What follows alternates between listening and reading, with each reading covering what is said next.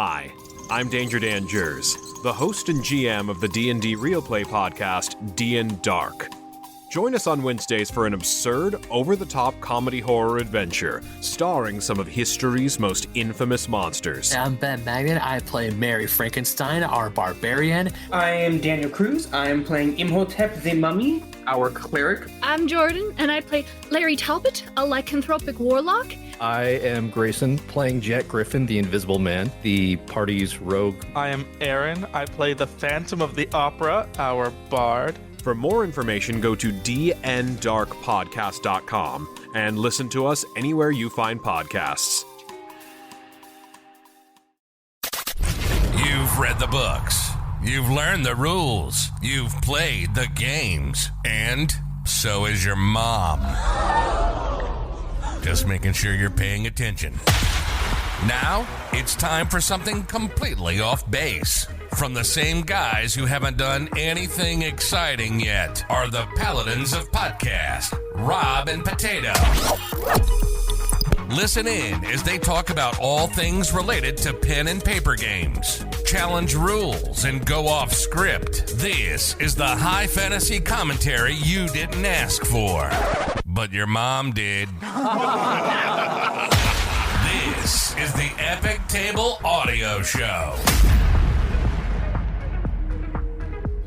Welcome back, everybody, to the Epic Table Games audio show with the Paladins of Podcast, Rob and Potato. Howdy, Potato. Howdy you, partner. Hey, guess what? This isn't Wild Wild West Podcast. No, it's not. But you know what it is? What the hell is wrong with you? Do you know what it is today? It's Christmas, isn't it? It is Christmas. Oh my goodness. Merry Christmas, Potato. And to all, a good night. It's in the episode, guys. Just kidding. How's it going, man? Not bad. What about Merry Christmas, Rob? Oh, Happy New Year's, Rob. You're a butt face. You're a butt face. I'm something tonight. You are something. I'm full of the cheer. You don't drink, Potato. No, all the time. So, let me ask you a question. Yeah. All right. I strongly believe that people play one of two characters. Either the person they think they are, Right. or the exemplified version of who they think they are, or the person that they want to be. Right. At least an exemplified person that they want to be. Now, you personally don't drink alcohol very often. No. But yet your characters seem to imbibe quite a bit. Oh, yeah. I mean, is that really what you want to be? I mean, I think I've said a few times, if I can find a nice, good alcohol that doesn't taste like crap, then I'd totally enjoy it more. I'm right with you there. I don't drink much. My philosophy is, if I have to drink it, I'm going to drink it fast so I don't have to taste it. So that's definitely the stronger stuff right there. So yeah, I like eggnog, and I like virgin eggnog. No alcohol. My issue is that it's generally too much of a bite. I don't like that burning sensation in most alcohols, and it kind of ruins the eggnog for me. I never had eggnog. I know, shocking. No, I'm not surprised. I understand your advanced palate. It has never tasted the likes of the majorities of food. I've had Kahlua before, though. You don't like coffee. Yeah, I wasn't impressed. I mean, you know what? That doesn't matter. So I think one of the things I just kind of want to bullshit a little bit about today is our downtime activities. I think that one seems like a really interesting thing. Like in between your adventure, in between your combats, what the players are doing, like at the town. Yeah.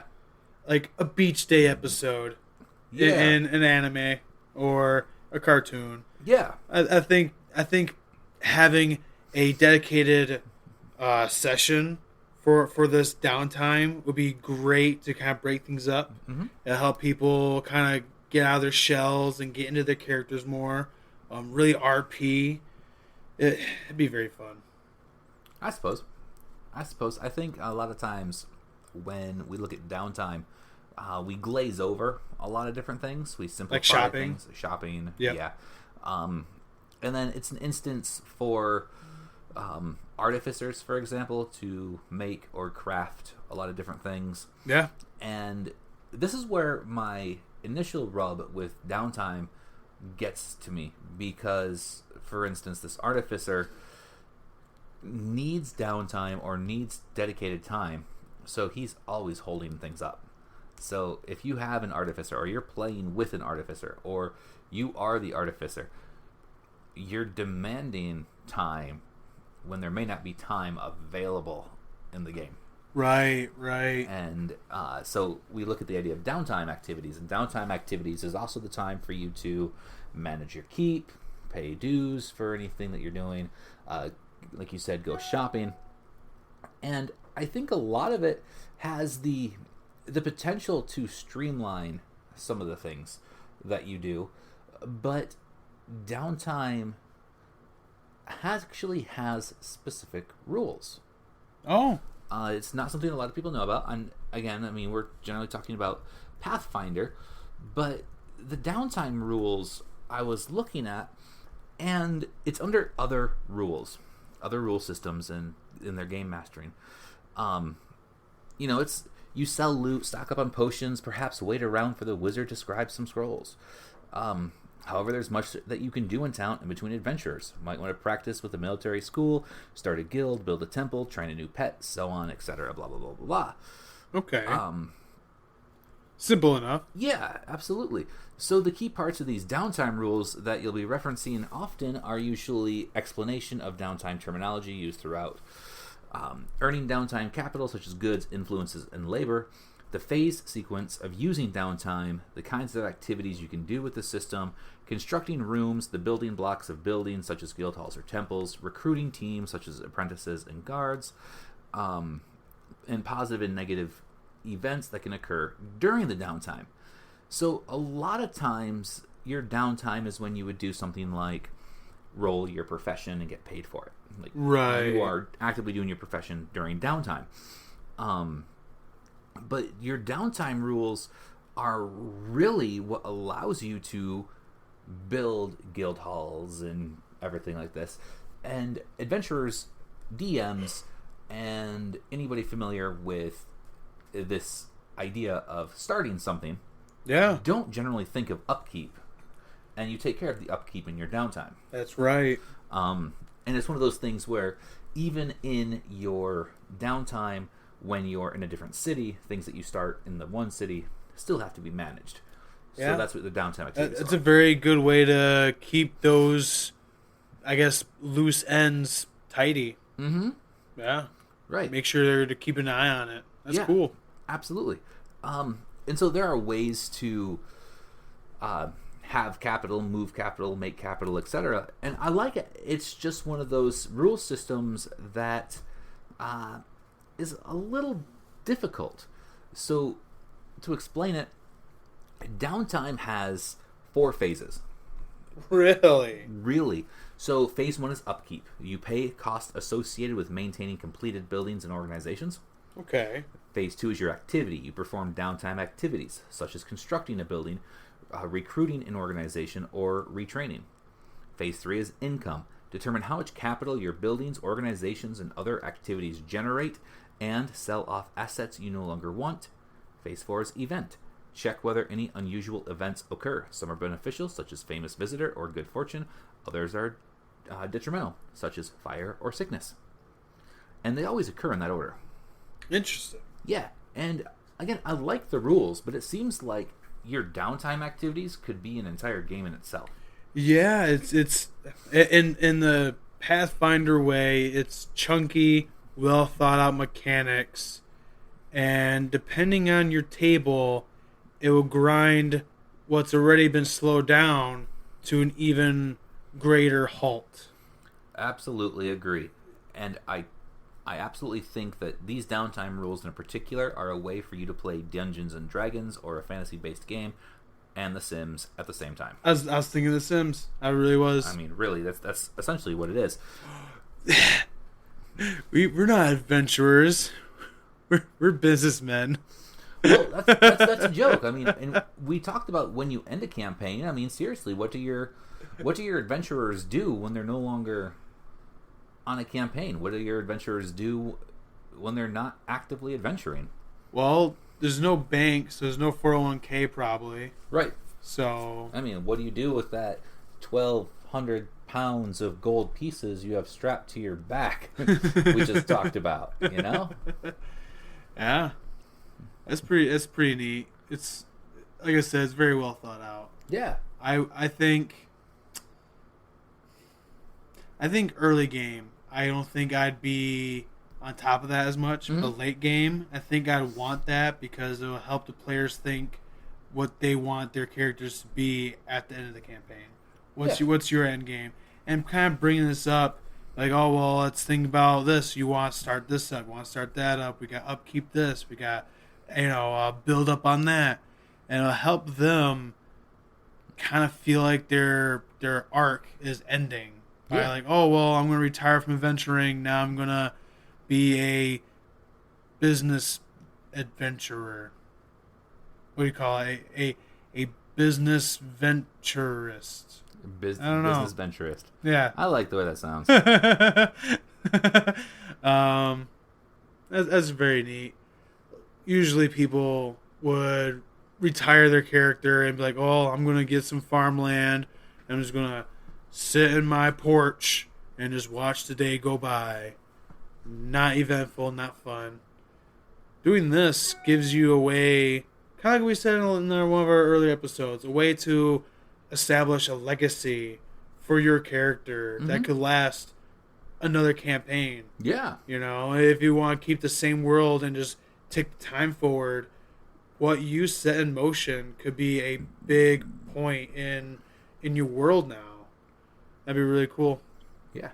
Now, as we're talking, because downtime activities is where I wanted to start this, it's one of those things that people kind of glaze over. They don't know that in Pathfinder, particularly, there is actually rules for it. But I also wanted to talk about some of the other optional rule systems. Interesting. And one of them I found comes up because we talked about it last week when we were talking about if you were to take your pauldron off and kind of give it to somebody else, would we, for example, glaze over that, or would we apply some sort of rules to it? Right. And there is actually rule systems for piecemeal armor. No way. Pathfinder thought about that too. Yeah, absolutely. Those glorious brains of theirs, my goodness. Absolutely. So, I mean, it has an entire setup. Like, think about, here's a table that I'm going to kind of describe to you. Half plate suit pieces. All right? Half plate gives you a +8 armor bonus. The plate arm armor piece is your +1. Chain leg armor piece +0. Plate torso armor piece +6. The suit +1. So those are all if you're just going to piece them out. So that's cool. You're breaking up the armor into components, but it still is adding up to what the armor normally gives you. Right. So you have the plate armor, the chain leg armor, and the plate torso. That is very well done. I don't know why it's under the other rules. I wonder why it's not. We glaze over it. Man, I might institute that. I'm probably going to try to institute that into my next game whenever I get around to DMing my own. It's different. Like, they have an entire armor pieces. That's cool. Yeah, and I mean, it's a pretty big table. Legs, same thing. Torso, same thing. Then that's where they end. They don't go into specifics. Like, they don't have like the garrote, the garret. Oh yeah, piece, etc. Yeah, they didn't have anything for helmets in particular. But yeah, and I think there are quite a few different rule systems. One of them I like, and that we tried to do with one of your games, was corruption. Oh, right. They have entire rules on corruption, which we kind of we pieced that together. Yeah. We made it fit for the game. One of my favorites, and this is my absolute favorite one, honestly, and that is what is it? The word. I mean, like, I feel like I'm losing absolutely every word for it. Sanity. There you go. There you go. I love sanity rules, and the way I do sanity is there's a sanity score, and that score you develop is adding to your essentially damaged to psyche or repaired psyche. Right. And, things start to build up and apply. Like, you start hearing phantom sounds, you start seeing things in the darkness, you start to slowly go insane. I like that. I think it really adds a different feel to it, because even as heroes, you're not generally accustomed to certain types of elements or warfare. And it really applies depending on how much of a grim, dark setting I go for. Yeah.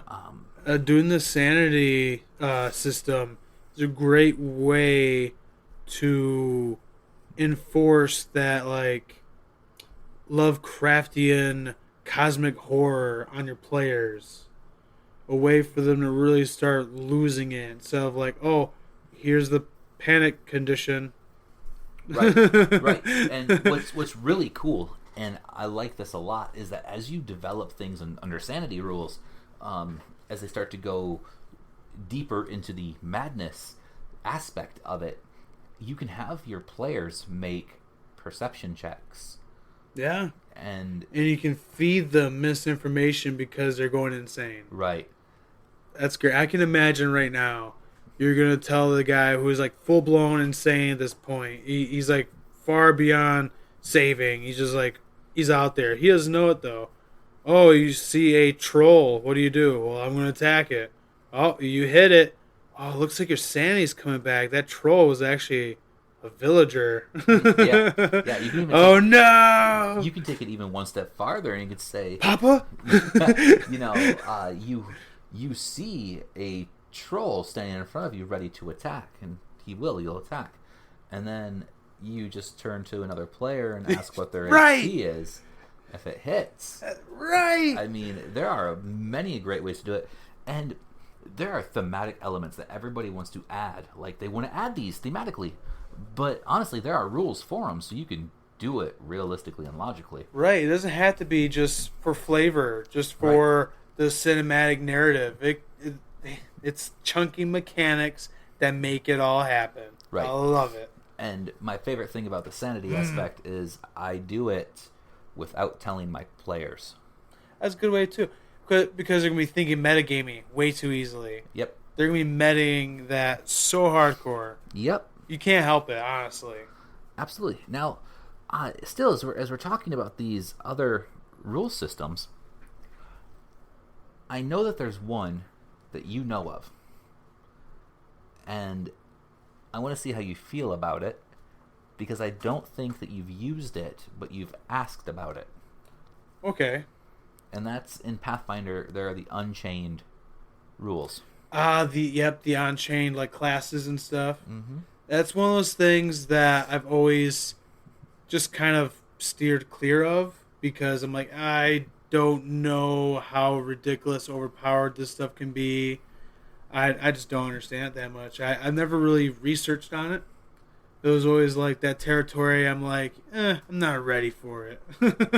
That's fair. Well, what is the Unchained system? I'll read the first paragraph here. And its alignment, combat, and the consequences of combat are three fundamental components of the Pathfinder RPG. But, in an Unchained game, all of the fundamentals can be shaken up. Maybe you want alignment to have more substance and consequences, or perhaps you don't need it at all. What might happen if the basic process of combat were dramatically altered? This chapter contains a variety of existing alternative systems, from altered alignment to a progression for disease and poison. It gives a streamlined and revised action economy that allows you to totally change how combat plays out. Interesting. Yeah, and I mean, a lot of times people look at two classes when they want Unchained classes, and that's the Barbarian and the Monk. And then the Rogue is a very tight tie. Well, very close tie for second. Okay. Usually it's the monk or the rogue that they want to swap out. Yeah, whenever I hear Unchained, it's usually the Unchained Barbarian and the Unchained Monk. I thought there were just classes. I don't know there was actual, like, rule set with it. That's interesting. Yeah, because it changes things up. And the thing that I like is that we've talked briefly about Pathfinder 2nd Edition, but we haven't actually jumped into it. And the streamlined Unchained rules kind of help get into that next chapter. So it's kind of like 1.5-ish? Maybe-ish. 1.25? No, not 2.5. 2.5? No, 2.5 would be after 2. This would be more like 1.5-ish. Yeah, so right here, we look at the revised action economy. It simplifies the action economy, allowing characters to capture the excitement of combat without worrying about all the different types of actions used in the core rules. Under the Unchained system, under the Unchained system, a character receives 3 simple actions per turn and 1 reaction on other turns. And now, if you're familiar with how they did D&D 5e, and you know kind of action economies in 2nd edition Pathfinder, that's exactly where they're going. So they laid the groundwork for it. It seems like that seems to be the common thing that a lot of games are doing now lately. You get 3 actions, do what you will with it. Mm-hmm. And then another thing that's really cool is that replacing iterative attacks. And it says, as fun as it is to roll tons of dice, it can take a long time to resolve multiple attack rolls, each at a different bonus. With the Unchained system, you can roll a single d20 and use that to measure a round's success, including multiple attacks. The system keeps the math relatively on par and includes advice about changes to other abilities to fit with the single roll paradigm. Interesting. Yeah. I like that idea. Yeah. And a lot of times, again, the reason Pathfinder Unchained is such a crapshoot is because people only want to take 1 or 2 different issues, like a single class, and then they want to mash it in. They just want to pound it into the initial rule set, and it wasn't designed for that. And then I think another one, just another total other rule systems that we have that people like to use but don't like to look into are mass combat. Yeah, I tried diving into mass combat. Well, there are actual rules for very it. complicated, I think. There's a third-party system that I picked up that's compatible for Pathfinder, where mass combat is actually much easier. Oh, cool. Yeah, it's incredibly easy. They turn it in from mass combat into more like a one-on-one scenario. Only your one-on-one scenario is large groups of armies instead of individuals. So it generalizes a lot. Excuse me. So, yeah, I want to say that it doesn't matter if we're playing Pathfinder or D&D. There are supplemental rules out there that are generally right from the publisher that modify the game to help out a little bit. Yeah, and I think that's really neat that they take the time to make those kind of supplemental content. That's really nice. Especially for a DM, I think it's your right to impose what rules, what homebrew or third-party material you want in your game, as long as the players are happy with it. Yeah, for sure. Now, this kind of leads me to another question. And I know that when it comes to our Pathfinder games, you have limited experience with psionics. Yeah, psionics is one of those, not taboo, but just a noticeable barrier where I did not want to cross. Okay, that's fair. And I'll say that it also makes a lot of sense because in Pathfinder, psionics are third party. Oh, it is? I didn't know that. And it is so well done for the game that, I mean, even though it's third party, people will accept it in most situations. And there are 2 ways to run psionics next to magic. And that psionics next to magic can be the same, but different, meaning psionics is a different school of magic. Oh, like sorcerers are a different type of caster than a wizard? Yeah, essentially. Okay. So you have things like your transmutation school or your Right. necromantic schools, etc. And psionics is just another school of magic. Right. And the other way people do it is different. So this is where it gets interesting if you want to do it different is different, and that psionics are completely different than magic. So dispel magic will not work on psionics, and dispel psionics will not work on magic. Well, is there an actual ability or spell or whatever you want to call it called Dispel Psionics? Yes. Well, if they actually have one specifically for dispelling psionics, then that tells me that they're different. Well, it's there because there are two ways to play. Okay. I mean, you essentially have easy or hard. Yeah. I think overall I still want to go with the easy route. It would just be easier as a DM. Well, yeah, and honestly, I like when I do psionics, I like to do the same but different. Right. So it's just another school of magic. That way, I don't have to worry about also including completely different bad guys just because one dickhead decided to be a psionic character. Right, you have to rebalance your encounters, I think. Yeah, more than that, you also have to rebalance the entire rule set of the game. Right. For one character. Same but different is the way to go. Yeah, and I really think it's the way to go. And psionics, they just do like mind stuff, like telekinesis and whatnot. Yes and no. So it depends on the class. Each class is kind of different. They do have a physical fighter class, which can do things like make blades and whatnot. Yes, they do have telekinetics. They do have mind altering, and the like. But imagine if you were going to add a mental power system to the base classes, they have very similar things. And it's kind of neat. It is. I like it. So I know you're getting a little tired, and I'm still really enjoying talking about some of these extra rule systems. How do you feel about hero points? Hero points is one of those things we dipped in a little bit, didn't we? Yep. It's a way for you to pull off stunts, if I remember correctly. It is generally a way to kind of do a little bit more, yeah. I think if the whole party and everyone kind of understood the system, I think hero points would be really fun to play with. Mm-hmm. If I remember correctly, it just allows you to pull off cool stuff, right? Kind of. Spend a hero point and not die. Ha-ha! Yeah, a little bit. I mean, if you want to think about the actual uses of hero points, they're described as you can act at a turn. You can use a hero point to take a turn immediately, as if it was a readied action. You can get a bonus, a luck bonus to a d20 roll. Okay. Extra action, inspiration, recall, reroll, specials, or cheat death. But cheat death is 2 hero points because that makes sense. That can't be simple. That makes sense. It's got to be more. I don't know why they stopped that too. Okay. Let's just go ahead and charge them an arm and a leg. Oh yeah, sure. You can come back, but you're missing most of your limbs. Well, I mean, you think about it, it costs how much to pay a cleric to do resurrection?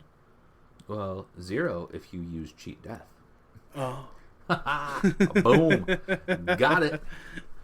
Got it. So yeah, I think alternate rule systems are fun, and I know that as we talk about other rule systems in general, like completely different games, some of these rule systems feel like they were borrowed from some of the best aspects of other games.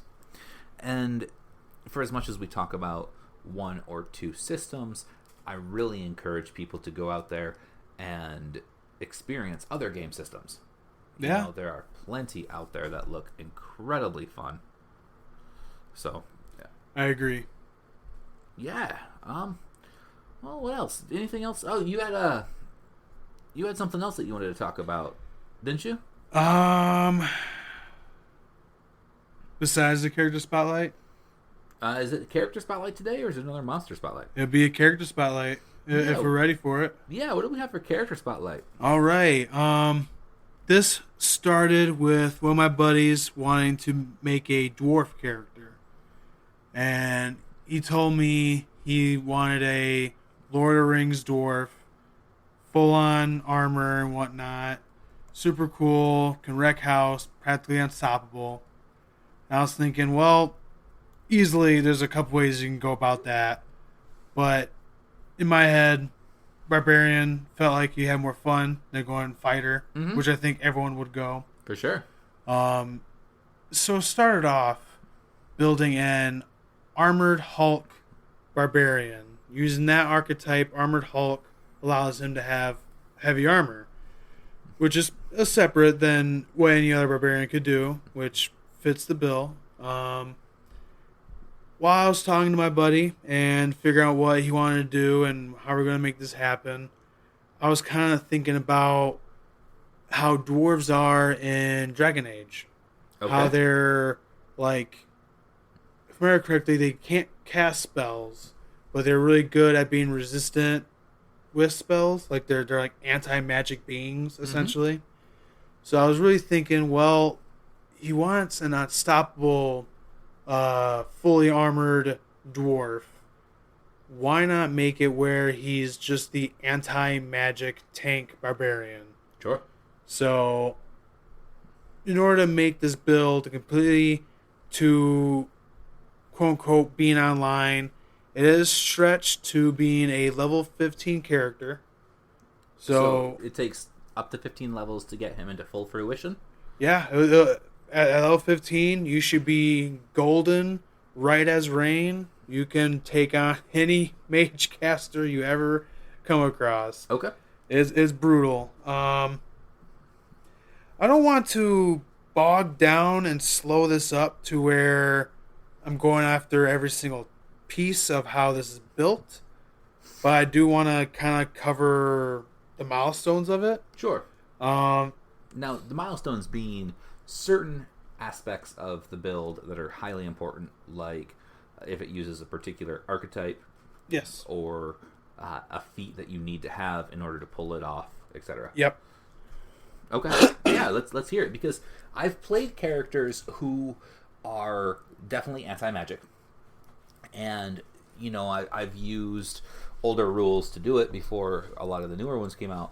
But things like superstitious, where you have benefits to destroy magic, and you hate all magic, so you can't use magic, right? Which can suck in a high fantasy magic game, by the way. True. But yeah, I'm used to that.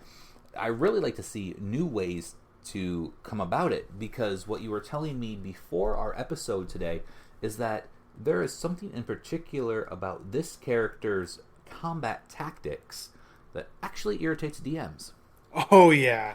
And oh yeah. I'll talk about that aspect as you get into it. All right. Because I think I've done it before and I've watched it be infuriating. I've had it done and it's irritating because you want things to roll a certain way. And this character bucks that system. Oh yeah, I think it does. I think it'd be fun to play as, though. All right, so let's work our way through the build, and I'll ask questions as we go along and chime in when I can. All right, well, let's start off with the dwarven racial traits. Because I didn't realize this when I first was making this dwarf, that they have a lot of interesting alternate racial traits. They do. And it depends on, like, if you're a deep dwarf or a mountain dwarf or a hill dwarf kind of thing. It's very cool. And in fact, what people don't know is that deep dwarves are usually referred to as drougers, and they're kind of like the drow of the elven world. That's true. And if I remember correctly, they're not a playable race, are they? Yes. They are? Yes. Oh, that's interesting. Cool. Spell Smasher. This racial trait basically allows you to get a +1 on attack against creatures in the process of casting spells or spell-like abilities. Okay. So if you're in range to attack a creature who is trying to concentrate on a spell, you get a little bonus to hit them. That's not so bad. That's definitely geared for being an anti-magic guy in a sense. It replaces your, let's see, what does it replace? It replaces defensive training and hatred, which, you don't really need that for this build, I don't think. Relentless. This isn't so much as the anti-magic. This is the other spectrum of this character that you're talking about. Relentless gives you a +2 bonus on combat maneuver checks made to bull rush or overrun an opponent.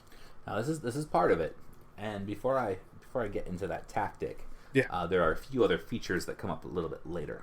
Yep. That I want to talk about, because the bull rush or the overrun, they're not bad tactics. They are underused, really. I mean, in fact, most combat maneuvers are completely underused, with grappling being the most infuriating when it comes to rule set, because I mean, honestly, if you think about it, anybody who has to develop a flow chart to figure out how to proceed in a grapple that isn't provided from the company that developed the system, it's already bad.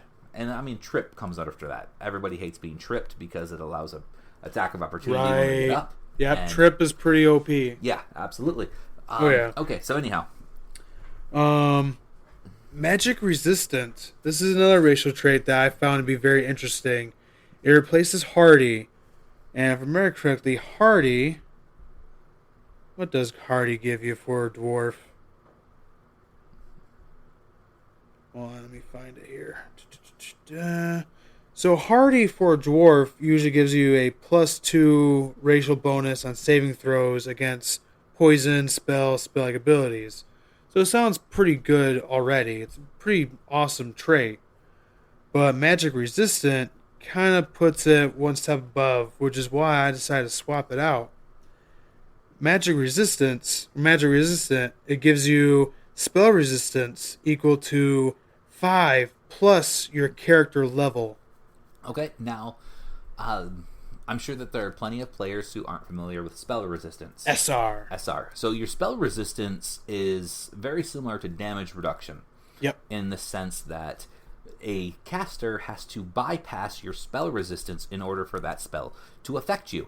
So if you have a spell resistance, I think there's one greater spell resistance, and that's 11 plus your character level. Yep. And that means that whatever your character level is plus 11, so let's say you have it at first level, which isn't how it's going to work. But at first level, your spell resistance would be 12.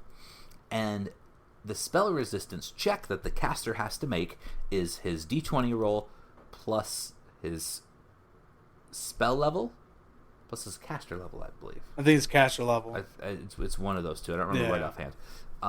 But that check, if they do not make it, their spell is wasted and you are unaffected.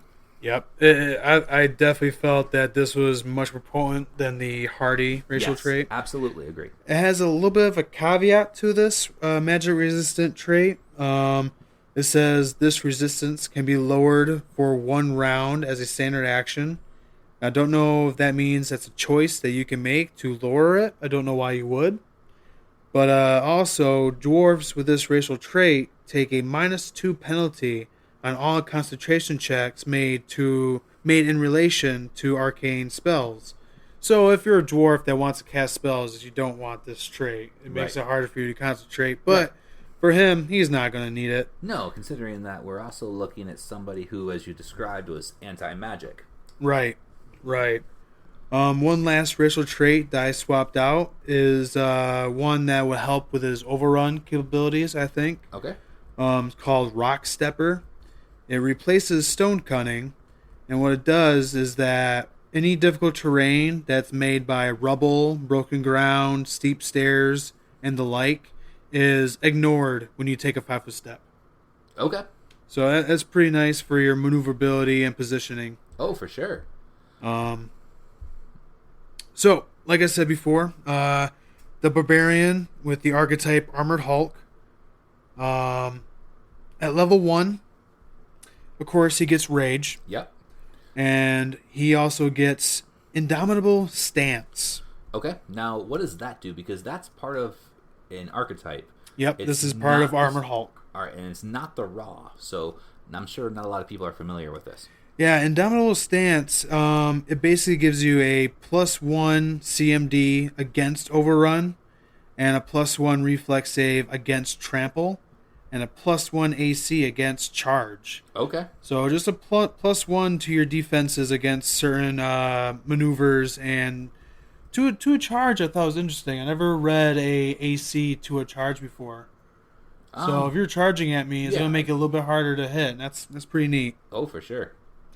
Being level 1 as well. Of course, got pick up power attack as a feat. I think that's very standard. For level 1, survivability at the very least. At level 2, with the Armored Hulk, you get Armored Swiftness. Okay.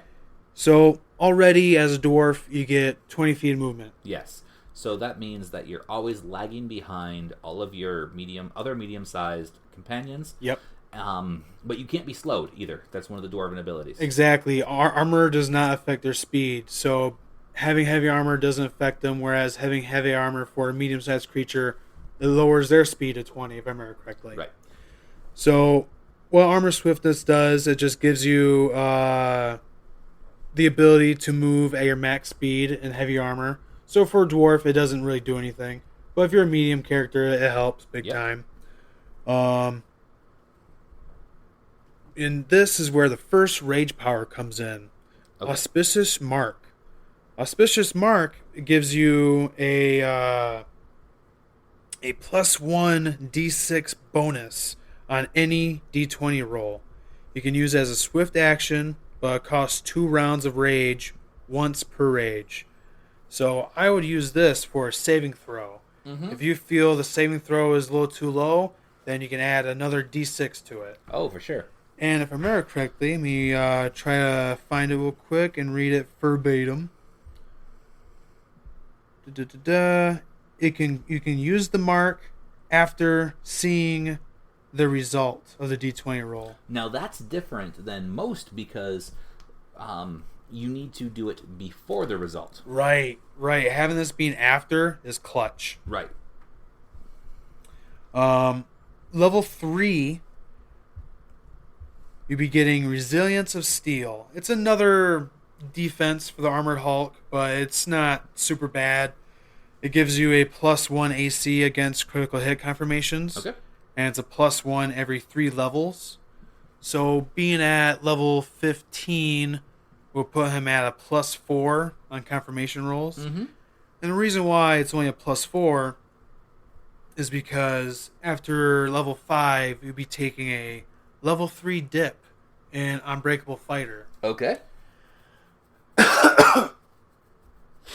Let's see here. For a feat at level 3, I decided to get extra rage power. And this is a third leg of the stool of this build. Starting off the elemental blood, rage power tree. Okay.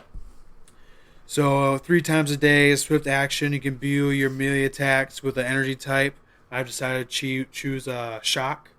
I felt that was thematic enough because it's, it feels like you're taking the magic at this point and using it against people. I kind of like that vibe. Level 4, you get another rage power, and this is where you pick up superstition. Okay. +2 saves against 2 resist spells, and resist spell-like abilities and supernatural abilities. It's a +1 every 4 levels. So level 5, total of 5 to resist your spells and spell-like abilities. That's pretty neat. Yeah, absolutely. Now level 5 will be the last level in Armored Hulk. At this point in time, you'll be getting Armored Swiftness, which will increase your land speed up to 30. For a dwarf. For a medium-sized creature, just be another +10, making 40. But this means that your slow, lagging dwarf now is right there, right next to the big guys. Yes. It's pretty nice to think about. And if I remember correctly, in Rage, you can move a bit faster. Am I wrong? So when you have Raw, your barbarian can move. He gets +10 fast movement, so long as he's in light to no armor. Yeah, I think Armored Hulk got rid of fast movement. Yeah, I'm pretty sure that was the whole thing there. So yeah, it definitely fills that little niche back in. But this is also outside of Rage, so that's pretty cool. And level 5, picked up Improved Overrun. Can't go wrong with that. The idea of this character is to lean on being up in the Magic Caster's face, using Overrun, and using the Elemental Bloodline to kind of dominate the area as much as you can and tank. Now, level 6 to level 8 is where we will take the fighter dip. The Unbreakable archetype for fighter is pretty cool, I think. In fact, you might be able to pull off a really decent anti-magic build just with this archetype alone. But I only want to do 3 levels just to kind of max out the feat usage and to get a little bit of the armor training at 3rd level for the fighter. Okay. So armor training helps with your AC. At level 1, you start off with Endurance and Die Hard as a class feat, I guess you would call it. All right. So Endurance and Die Hard. Now, those are generally considered power player feats. Oh, what does that mean? So a power player are the people who will take feats that boost up things like their saves even further. They will. Right. These aren't the min maxers, but the people who they'll do like toughness for the extra few hit points. Right. They will take the spell save, not spell save. They'll take the saving throw feats, so they have an additional bonus to those. Almost to the point where it doesn't make them unbeatable, but it does make it more difficult at lower levels. Yeah. Yeah, I have to agree with you there. That's kind of what this turned out to be. I initially wanted to take this dip in fighter just so I can get the 2 extra feats real quick. After I got the beginning chunk for Armored Hulk. But looking at the archetypes for fighter, and I stumbled on the Unbreakable, and after finding out that you get Endurance and Die Hard for free, like, I had to pick that up. Just had to. For sure. Endurance, to my understanding, doesn't allow you to be fatigued for running too long. It makes it easier for you to endure elements and stuff like that. Die Hard allows you to stabilize after you hit 0 HP. Yep. For Rage, that's definitely a very well-needed feat. Absolutely. Now, where are we so far in the levels? I mean, we have 15 levels. Where are we at right now? So, right now, at character level 6, 5 being Barbarian, 1 being Fighter Unbreakable. At level 7, you'll be getting Unflinching. And Unflinching gives you a +1 to will saves against mind effects. So, now, honestly, we're running a little lean on time. It's true. Between level 7 and, you said it maxes out at level 15, what are Right. really the meat and potatoes here? Yeah, so after you get past level 8 and you get to level 9, you'd be picking back up on the Barbarian Armored Hulk. Again, you'd be getting the Elemental Blood Rage Power. That'll give you a +10 spell resistance against your elemental type, so shock. Extra Rage, Overbearing Advance. You could deal damage equal to your strength modifier on successful overruns. Okay.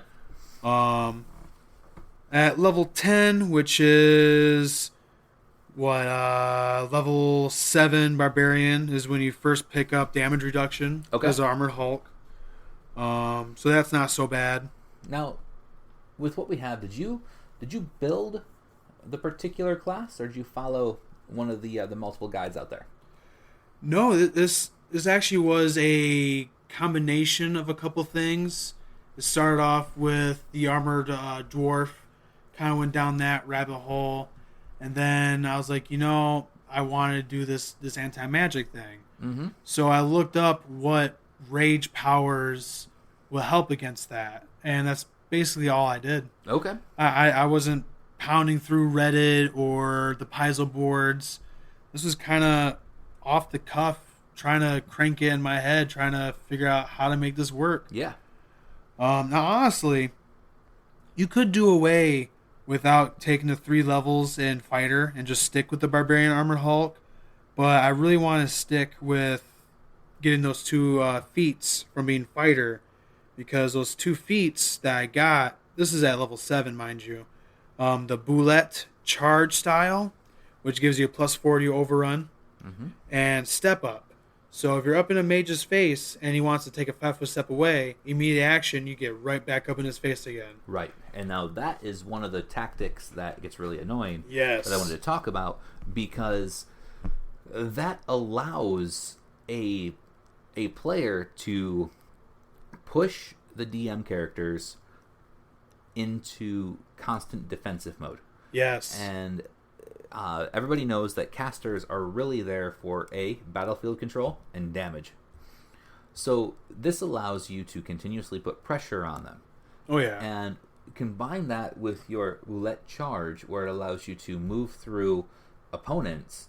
You can actually take a few of the rounds, and this is the combat tactic that I wanted to talk about. It allows you to charge through the battlefield.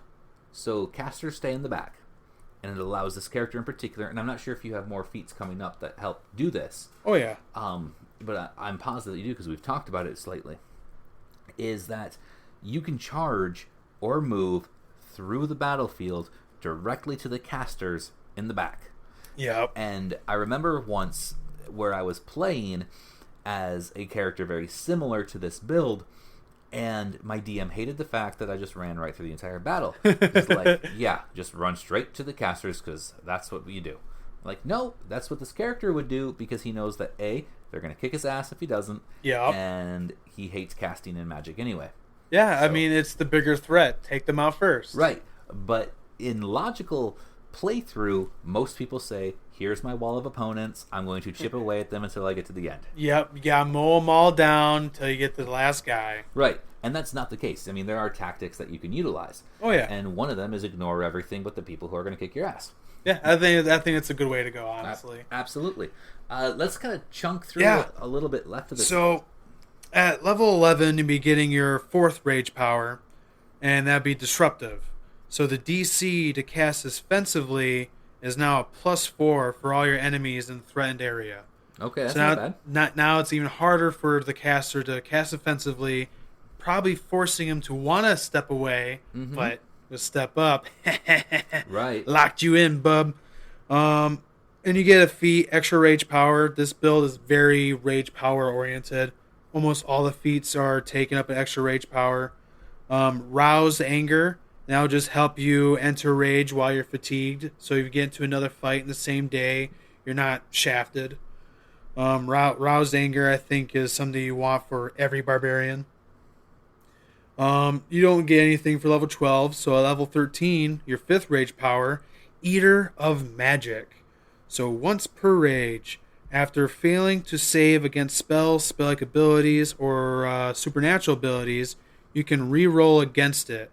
And the effects, and if successful, you actually gain temporary HP equal to the spellcaster's level. Nice. Heck yeah! So you're now capitalizing on being successful against the spells, Right. and being able to re-roll it, super convenient. Absolutely. Extra rage power, the last elemental blood, the greater elemental blood. Because we chose shock, now gives him a flight speed of 60 feet with good maneuverability. So now while raging, he can fly. Now, where are we currently in the levels? This is at level 13. All right. So we got 2 more levels. Now, what I really want to ask you is, if we keep those 2 under wraps, would you mind writing this for our website? Oh, I'll love to post this on Facebook when we're done with this app. I just don't mean on Facebook. Let's put it on our website. Oh. And so if you guys really want the last 2 levels, because, I mean, we're to the point, we're right up to the wall of what we like to do for our normal episode length. Potato will write this post out and be as detailed as you have been here. And then you guys can get the entire build right on Epic Table Games. And it's kind of like a Christmas gift right there. Yeah, that's a really neat idea. We want them asking for more. Yeah, absolutely. I will say that when it comes to your ability scores, comes to your background traits, when it comes to even your gear, it's not all that important for this build except for the wondrous items. Okay. There are about, I think I picked 5 wondrous items that for level 15 you can afford. If you are able to start at level 15, you can definitely pick up these items, no issue. Now, and I'll rank those as important, So first one to the last one, you want to get this one first, you want to get that one last. I will say, overall, grand total for this character, 2 overrun an opponent, he gets a total bonus of 30. Nice. And against overrun attempts, he has a CMD of plus 40. And that's by the end of his levels? That's after all this is already accounted for, everything that I'll be putting on our website. Nice. 2 Bull Rush. This is only a plus 2. That's no right. one wants to do that. That's right. Rages per day. Rage rounds per day. Because he's a dwarf, I took the favorite class bonus. A total of 41 rounds per day. Nice. That is amazing. It is absolutely amazing considering most battles only last up to 8 to 10 rounds. Right. But thank God he got roused anger. Right. But yeah, we should probably wrap it up there, guys. Yeah, absolutely, guys. I know Potato said he didn't want to piecemeal all that together, but he kind of went through everything on the build. I did. It doesn't help that every other level was where the rages were. Right. But it's all right. Check us out at epictablegames.com to get the rest of the build. Again, Merry Christmas, everyone, and we'll see you after the New Year. Happy holidays, everybody. See ya. Epic Table Games. Fairy tales, dragons, quests, knights, roll, dice, fantastical life. Fairy tales, dragons, quests, knights, roll, dice, fantastical life. Make way for the paladins. Make way for the paladins. Epic Table Games. Make way for the paladins. Make way for the paladins. Epic Table Games. Thank you for listening to the Epic Table audio show with the paladins of the podcast, Rob and Potato. Until next time, stay in touch on Facebook at Epic Table Games and online at epictablegames.com. Yeah. Epic Table Games. Yeah.